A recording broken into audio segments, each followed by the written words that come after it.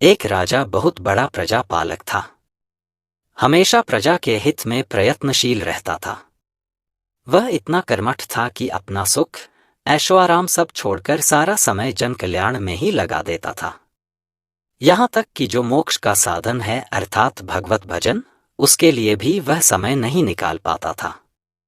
एक सुबह राजा वन की तरफ भ्रमण करने के लिए जा रहा था कि उसे एक देव के दर्शन हुए। राजा ने देव को प्रणाम करते हुए उनका अभिनंदन किया और देव के हाथों में एक लंबी चौड़ी पुस्तक देखकर उनसे पूछा, महाराज, आपके हाथ में यह क्या है? देव बोले, राजन, यह हमारा बही खाता है जिसमें सभी भजन करने वालों के नाम हैं। राजा ने निराशायुक्त भाव से कहा, कृपया देखिए तो इस किताब में कहीं मेरा नाम भी है या नहीं। देव महाराज किताब का एक एक पृष्ठ उलटने लगे, परंतु राजा का नाम कहीं भी नजर नहीं आया। राजा ने देव को चिंतित देखकर कहा, महाराज, आप चिंतित ना हो, आपके ढूंढने में कोई भी कमी नहीं है। वास्तव में ये मेरा दुर्भाग्य है कि मैं भजन कीर्तन के लिए समय नहीं निकाल पाता और इसीलिए मेरा नाम यहाँ नहीं है। उस दिन राजा के मन में आत्मग्लानि सी उत्पन्न हुई, लेकिन इसके बावजूद उन्होंने इसे नजरअंदाज कर दिया और पुनः परोपकार की भावना लिए दूसरों की सेवा करने में लग गए। कुछ दिन बाद राजा फिर सुबह वन की तरफ टहलने के लिए निकले तो उन्हें वही देव महाराज के दर्शन हुए। इस बार भी उनके हाथ में एक पुस्तक थी। इस पुस्तक के रंग और आकार में बहुत भेद था और यह पहली वाली से काफी छोटी भी थी। राजा ने फिर उन्हें प्रणाम करते हुए पूछा, महाराज, आज कौन सा बही खाता आपने हाथों में लिया हुआ है? देव ने कहा, राजन, आज के बही खाते में उन लोगों का नाम लिखा है जो ईश्वर को सबसे अधिक प्रिय हैं। राजा ने कहा, कितने भाग्यशाली होंगे वे लोग। निश्चित ही वे दिन रात भगवत भजन में लीन रहते होंगे।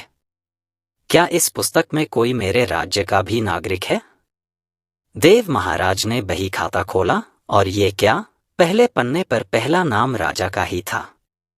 राजा ने आश्चर्यचकित होकर पूछा, महाराज, मेरा नाम इसमें कैसे लिखा हुआ है? मैं तो मंदिर भी कभी कभार ही जाता हूं। देव ने कहा, राजन, इसमें आश्चर्य की क्या बात है?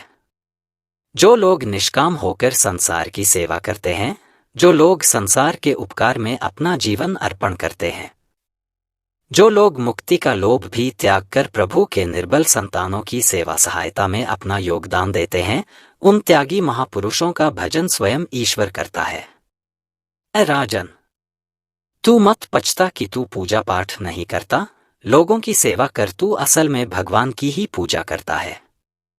परोपकार और निस्वार्थ लोक सेवा किसी भी उपासना से बढ़कर है। देव ने वेदों का उदाहरण देते हुए कहा, कुर्वन्न वह कर्माणि जिजीविषेच्छन समाह एवांत्वाप नान्यतोऽस्ति व कर्म लिप्यते नरे।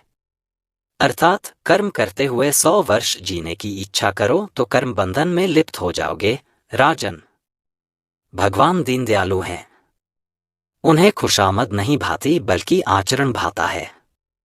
सच्ची भक्ति तो यही है कि परोपकार करो, दीन दुखियों का हित साधन करो।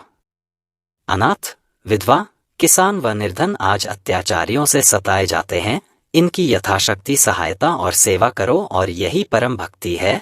राजा को आज देव के माध्यम से बहुत बड़ा ज्ञान मिल चुका था और अब राजा भी समझ गया कि परोपकार से बड़ा कुछ भी नहीं और जो परोपकार करते हैं वही भगवान के सबसे प्रिय होते हैं।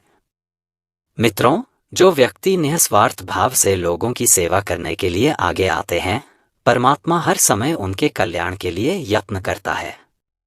हमारे पूर्वजों ने कहा भी है, परोपकाराय पुण्याय भवति, अर्थात दूसरों के लिए जीना, दूसरों की सेवा को ही पूजा समझकर कर्म करना, परोपकार के लिए अपने जीवन को सार्थक बनाना ही सबसे बड़ा पुण्य है। और जब आप भी ऐसा करेंगे तो स्वतः ही आप वह ईश्वर के प्रिय भक्तों में शामिल हो जाएंगे।